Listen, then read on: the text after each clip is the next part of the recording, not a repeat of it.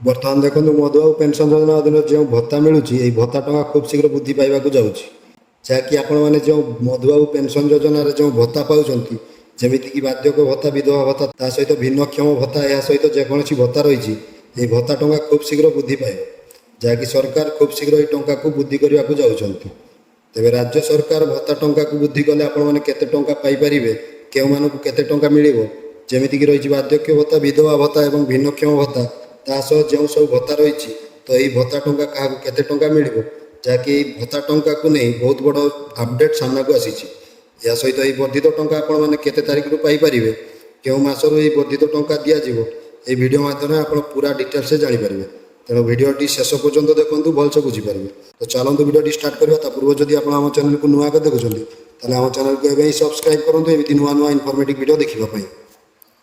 ଆପଣମାନେ ସମସ୍ତେ ଜାଣିଥିବେ ଯେ ଯାହାକି ନିର୍ବାଚନ ସମୟରେ ବିଜେପି ପାର୍ଟି ତରଫରୁ ଘୋଷଣା କରାଯାଇଥିଲା କି ଭତ୍ତା ଟଙ୍କା ବୃଦ୍ଧି କରାଯିବ। ଯଦି ଓଡ଼ିଶାରେ ବିଜେପି ସରକାର ହୁଏ ତାହେଲେ ଭତ୍ତା ଟଙ୍କା ବୃଦ୍ଧି କରାଯିବ, ଯାହାକି ଆପଣମାନେ ଯେଉଁ ଏବେ 1000 ଟଙ୍କା ଭତ୍ତା ପାଉଛନ୍ତି, ଏହି ଭତ୍ତା ଟଙ୍କାକୁ ଯଦି ବିଜେପି ସରକାର ଆସେ ତାହେଲେ 3000 ଟଙ୍କାରୁ 3500 ଟଙ୍କା ବୃଦ୍ଧି କରାଯିବ ବୋଲି ବିଜେପି ପାର୍ଟି ତରଫରୁ ଘୋଷଣା କରାଯାଇଥିଲା। ଏହା ସହିତ ବିଜେପି ସରକାର ଏନେଇ ନିର୍ବାଚନ ଇସ୍ତାହାରରେ ମଧ୍ୟ ଘୋଷଣା କରିଥିଲେ। ଏବେ କିନ୍ତୁ ଏହି ଭତ୍ତା ଟଙ୍କାକୁ ନେଇ ରାଜ୍ୟ ସରକାର ବହୁତ ବଡ଼ ଗୋଟେ ଘୋଷଣା କରିବାକୁ ଯାଉଛନ୍ତି, ଯାହାକି ଆପଣଙ୍କର ଯେଉଁ ଭତ୍ତା ଟଙ୍କା ରହିଛି, ଏହି ଭତ୍ତା ଟଙ୍କା ଖୁବ୍ ଶୀଘ୍ର ବୃଦ୍ଧି ହେବାକୁ ଯାଉଛି। ତା ସହିତ ରାଜ୍ୟ ସରକାର ଏହି ଭତ୍ତା ଟଙ୍କାକୁ ନେଇ ଏବେ ଗୋଟେ ବହୁତ ବଡ଼ ପରିବର୍ତ୍ତନ କରିଛନ୍ତି। ଯେଉଁ ରାଜ୍ୟରେ ଭତ୍ତା ଟଙ୍କା ଦିଆଯାଉଛି, ସେମାନଙ୍କୁ ମାସର 15 ତାରିଖରେ ଭତ୍ତା ଦିଆଯାଉଥିଲା, ତ ଏହି 15 ତାରିଖ ବଦଳରେ ଏବେ ମାସର 20 ତାରିଖରେ ଭତ୍ତା ଟଙ୍କା ପାଇପାରିବେ, ଯାହାକି ଏ ନେଇ ରାଜ୍ୟ ସରକାର ଘୋଷଣା ମଧ୍ୟ କରିଛନ୍ତି।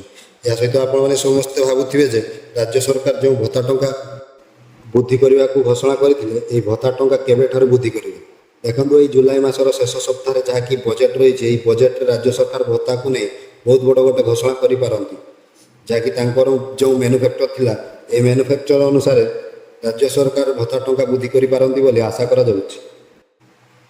ଯାହାକି ରାଜ୍ୟ ସରକାର ଆପଣମାନଙ୍କୁ 3000 ଟଙ୍କାରୁ 3500 ଟଙ୍କା ଭତ୍ତା ଟଙ୍କା ଦେଇପାରନ୍ତି ବୋଲି ଆଶା କରାଯାଉଛି।